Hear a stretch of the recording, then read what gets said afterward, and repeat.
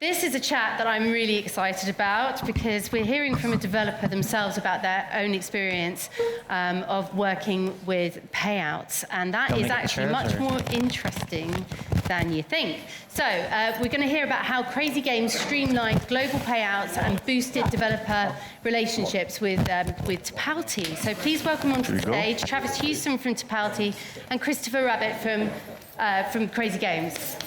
Morning. Thanks. My name is Travis Hughson, one of the sales leaders from Tipalti, Canadian but based in London. I'm joined by Christophe. I'm Christophe, head of finance and operations of Crazy Games, based in Belgium, but very happy to be here. Awesome. So we thought we'd mix things up a little bit today, as opposed to me talking to you about Tipalti and trying to sell the products. We'd bring one of our clients along to have a nice casual conversation. So yeah, I guess just to jump right in it, why don't you tell us a little bit about Crazy Games? Okay. So Crazy Games is a global gaming platform focused on casual games, especially known on the web.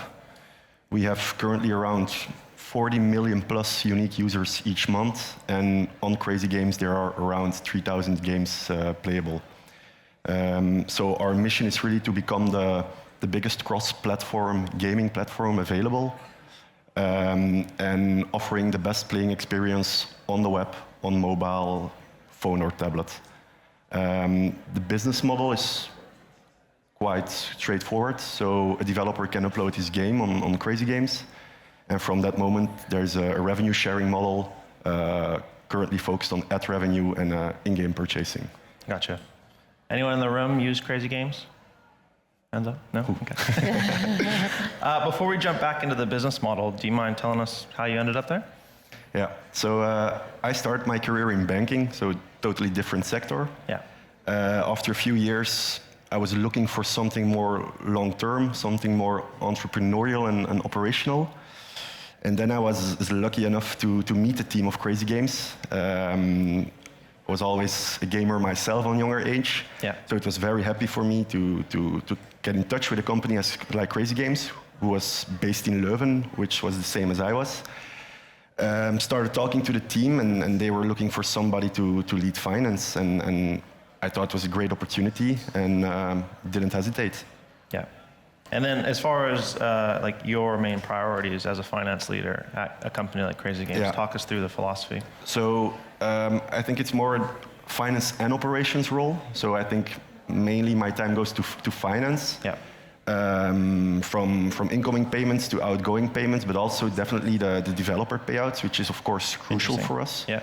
To make sure that all the developers get paid on time and the right amounts. And next to that, I also take care of everything operations, HR, legal related. We're scaling pretty hard. Yeah. So it's more like helping the teams with new processes, looking for new tools, and making sure we can follow ourselves. Yeah. Okay. That's a lot of hats to wear.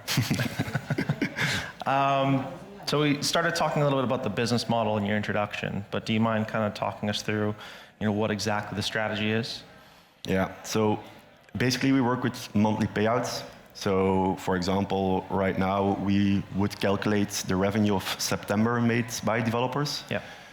They get a self-billing invoice stating their revenue made. They can follow up on that on the platform. But of course, we try to pay them out as fast as possible. In terms of the developers, we work really with individual developers, like indie developers, to the biggest gaming studios. Yeah. And it's very global. So it's a lot of international payments each month. We used to do that manual. Now we don't, of course. That's why we're here. But for us, the speed is crucial. It's important for us to be transparent to our developers so they know immediately how much revenue they have made, and to get that money to them as fast as possible, which used to be a hassle for us through manual payments. Yeah, and that's, I'm making an assumption, but important also for your peace of mind and your sanity, but also for the retention of your developers. Yeah. I think, of course, they made these games, they publish them with us, but they expect to be paid fast and transparent. So also for me, if I go back to the previous approach, it was all done manually. Yeah. We had a few different files. We had a file with the monthly revenue that was made. We had a file with all the payment details of the developers. We had a file with developers that made revenue but didn't want monthly payouts. Because, as you can imagine, there are some developers earning high amounts, but others are also earning smaller amounts. Yeah. And you don't want your monthly revenue to be eaten up by transaction costs. Yeah. So for that case, we allow people to build up their balance so they get paid out once the amount is high enough. But so that required a lot of manual files, a lot of manual work. I've done my fair share of spreadsheets already in my career, but payment details and payment information is crucial. And I didn't have a lot of confidence in some of the details that were in the file, so I was more checking it constantly. It took me a few days each month to make sure that everything was correct until I was certain, like, okay, this is the file we can process, we can pay this out now. Got it. That leads me to my next question. It's a natural segue around the challenges, but just to make an assumption, like, was it mostly spent on troubleshooting with the developers themselves, looking for payments, looking for their money, or was it more internal process? I think, first of all, as I said, we're very global, so the international transactions were kind of difficult to follow up on sometimes. Sometimes it could take 2 days for a payment to arrive, but sometimes it could take 10 to 15 days. Yeah. And when a developer asked us, like, hey, did you pay out already? It was like, yes, we did. 10 days ago, oh, I didn't receive it. And then we needed to start troubleshooting with our bank, provide them a SWIFT document for their bank. You have to wait, you have to get support there. And it was kind of, you couldn't give developers the quality support they deserved. And you couldn't answer them with enough confidence, like, your money will arrive in 2 days. At the same time, not only the duration of the transfers was kind of an issue, but also the transaction costs. We never really were certain what the transaction costs were. We could, of course, ask our bank, what does it cost to send money to that country? But then still, it was like, oh yeah, it's variable. There might be different costs, so we weren't never really sure. And then when you start troubleshooting with a developer, it becomes difficult because, for example, we wired him €1,000, but he only got 950, and then he's like, where's this €50 gone? And so that was something that bothered me. Understood. Have you noticed a shift in strategy as far as Crazy Games goes for global expansion? Because you guys already have quite a global reach, but now that we've simplified a lot of those manual chunks. I don't think we've changed our strategy, but we've definitely streamlined our process. The strategy has always been be global. And we never want to exclude anyone on country or region or whatever. But it was a hassle to make sure that everybody got paid and that all the rejections we got for payments were followed up on, were updated. So I don't think the strategy has changed, but it definitely, the process was streamlined. And I think for me, in terms of timing and headaches, it's been a lot better. I'm pretty confident now when we do payouts. It takes me still a few hours, but then everything's done, it's ready, we can follow up on it. And So remind me, you joined Crazy Games how long ago? Almost 2 years ago now. 2 years. And if we go back to 2 years where you come in as finance but wearing multiple hats, at what point in that journey in the last 2 years did you realize you needed to make a change? I think right when I joined, I noticed that we need to do something here. So when I joined, we had a freelancer that was taking care of this. And it was his main priority. And right when I joined, he found another opportunity.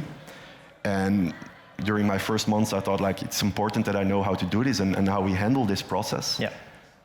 But I noticed, like, whoa, this is so much manual work with different Excel files. You need to match these files.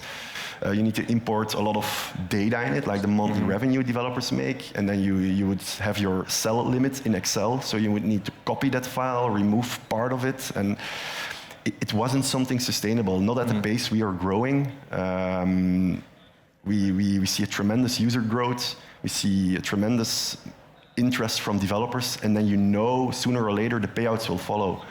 So I really knew day one, like, one of my first goals would be to make an efficient payout process where I'm confident we have this right each month, but also fast, transparent, and easy to follow up on. Yeah. And yeah, that's when I got in touch with you, or with Tipalti. Fair. So, natural segue, and again, trying to keep this about crazy games, but can I ask, could you just explain Tipalti from your perspective a little bit? Yeah. So, what Tipalti actually does for me is, first of all, it gives us the AP hub, as it's called, where developers are able to put in their own payment details. It's country specific, so the moment the developer chooses his country, it could be that an IBAN number is asked or an account number is asked. Mm-hmm. If there's relevant tax information needed from that country, or if it's an entity that's registering, Tipalti asks for all the necessary documents from that region or country. And then once compliance went through it, the developer is payable. So that already helps us a lot, because we used to have a big file with all the payment details. But sometimes developers used to update their payment details. Can you please change my bank account to this number? Yep. But also the name on their account changed, and they forgot to mention that, or we didn't update that. And so then you would get rejections. So now that's not possible anymore. When a game developer registers on Crazy Games on our developer portal, he has a special tab for the billing, yep, which is iframed the Tipalti AP hub. So I'm now, I would say, for 95% or maybe 99% sure that all the payment details we have are accurate. Yep. And that if there was a problem and if a payment gets rejected, the payee automatically gets blocked in Tipalti. He gets an email like, hey, there's something wrong with your payment details, please update them. Mm-hmm. So that makes me confident that each transaction we process gets 100% successful. Yeah. And then the second thing, of course, is the preparation of the self-billing invoices. Mm-hmm. So historically, as I said, we used to have different files. The files needed to be matched. Now I get the monthly data out of our developer portal. I still use the CSV upload. We're not connected through the API. That's a personal choice from our side. But I just do my calculations in the .csv file. Yep. I upload it in Tipalti, and all the bills get prepared. Yeah. And then I think the most valuable thing for our developers is that from that moment on, they're able to follow up on our self-billing invoices and on their payment history from the developer portal. Mm. So they can easily see all their monthly invoices, which are just categorized per month.